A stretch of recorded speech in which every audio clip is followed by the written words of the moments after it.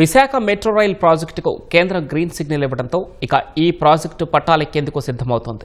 11,000 కోట్ల రూపాయలకు పైగా వ్యయమయ్యే ఈ ప్రాజెక్టు త్వరలోనే కార్యరూపం దాల్చబోతోంది. విశాఖ మెట్రో ప్రతిపాదనలను ఒకసారి పరిశీలిద్దాం.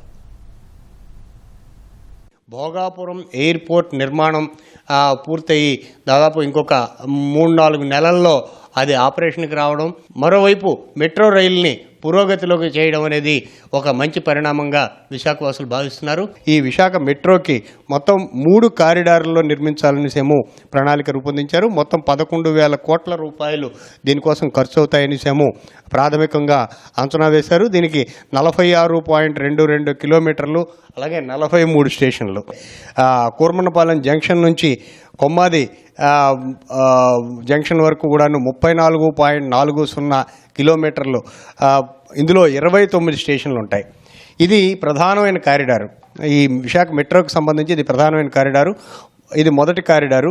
రెండో కారిడారు గురుద్వారా నుంచి పాత పోస్ట్ ఆఫీస్ జంక్షన్ వరకు. ఇందులో 6 స్టేషన్లు ఉంటాయి, 5.07 కిలోమీటర్లు.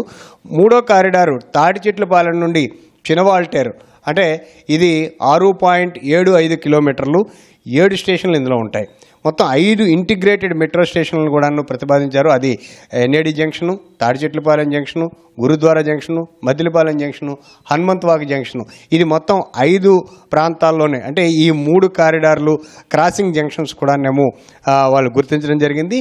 ఇందులో మనం వచ్చేసరికి ఇటీవలే రాష్ట్ర ప్రభుత్వం దీని ప్రత్యేకమైన దృష్టి పెట్టడం, విశాఖ జిల్లా యంత్రాంగం కూడాను ఈ ప్రధానమైన జంక్షన్లో 9.22 ఎకరాలు భూమిని సేకరించడం ద్వారానే ఈ విశాఖ మెట్రోకి మొత్తం భూమికి సంబంధించిన సమస్యను కూడా క్లియర్ చేయాలనేసేమో రాష్ట్ర ప్రభుత్వం భావించింది. అలాగే జిల్లా యంత్రాంగం కూడా ఇందులో విఎంఆర్డీ అని కూడా భాగస్వామ్యులు చేస్తారు. ఏడీబీ ఆసియా అభివృద్ధి బ్యాంకు 11,000 కోట్ల రూపాయల అతి తక్కువ వడ్డీతోటి ఆసియా అభివృద్ధి బ్యాంకు రుణాలని తీసుకోవడానికి, అలాగే ఇంకా వేరే సంస్థలు, ఏదైనా వేరే ఆర్థిక సంస్థలు ఏవి ఇంతకంటే తక్కువ రుణంతో, ఇంతకంటే తక్కువ వడ్డీతోటి రుణం ఇవ్వడానికి ముందుకొస్తే వాటి నుంచి కూడా సహకారం తీసుకోవాలనేసేమో రాష్ట్ర ప్రభుత్వం ప్రాథమికంగానేమో నిర్ణయించుకుంది. కేంద్ర ప్రభుత్వం దీనికి గ్రీన్ సిగ్నల్ ఇవ్వడంతో ఇక పనులు ప్రారంభానికి, టేకాఫ్కి సిద్ధంగా ఉంటుందనేసేమో విశాఖ ప్రజలు కానీ రాష్ట్ర ప్రజలు కానీ ఆశిస్తున్నారు.